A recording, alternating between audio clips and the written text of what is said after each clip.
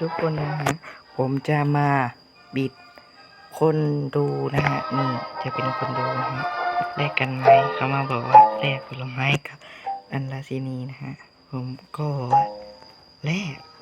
ผมว่าผมจะแลกแต่ผมก็จะบิดนะมาดูว่าเขาจะเชื่อผมไหมแลกมาเขาจะแลกไหมแลกวันนี้เราอยู่กันที่นครพนมมาดู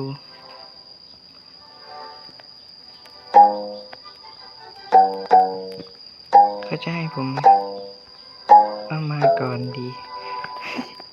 เขาจะผิดผมหรือว่าเขาผมจะผิดเขาเนี่ยนี่นะฮะให้เขาได้กันเลยนี่นะฮะ